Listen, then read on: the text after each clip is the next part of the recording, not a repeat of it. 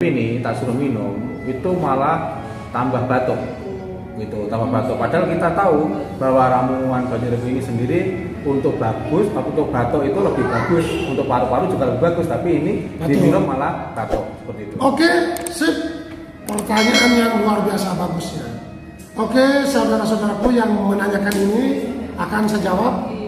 Biasanya yang minum ramuan Banyu kemudian batuk, batuk, itu ramuan ini kan mau membuka penyumbatan. Biasanya penyumbatan itu terjadi di jantung atau di otak. Kontra antara mau membuka dengan melawan, ya. Jadi batuk. Jadi yang batuk-batuk biasanya penyumbatan di tenggorokan, yaitu amandel. Penyumbatan mungkin di bronkitis kronis batuk. Penyumbatan mungkin di jantung, itu yang batuk-batuk. Atau penyumbatan mungkin di otak batuk-batuk. Atau mungkin sudah orang tua. Orang tua bisa juga. Orang tua kan kebanyakan ototnya sudah mengecil. Ya kan? Pembuluh darah orang tua sudah mengecil. Karena penyumbatan. Penyumbatan tadi. Begitu ini masuk, batuk. Bagaimana cara mengatasi supaya gak batuk? Dioles dulu caranya.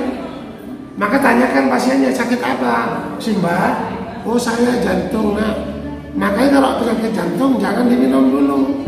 Dioles dulu dada, oles perut, oles punggung, oles pinggang, oles di leher, oles di kepala, oles di hidung. Tunggu 25 menit baru mulai minum. Itu insya Allah tidak batuk. Begitu ya caranya. Jadi untuk yang minum ini langsung batuk, jangan buru-buru kasih minum, tapi dipanasin dulu ibarat sepeda motor. Kan sama dengan sepeda motor, belum dipanasi langsung starter, langsung kan, kan gitu, betul enggak? Pernah enggak? Pernah kan? Sama, artinya tunggu dipanasin dulu. Mungkin 30 menit enggak apa-apa. Setelah 30 menit dipanasi, baru boleh minum. Oke? Terjawab?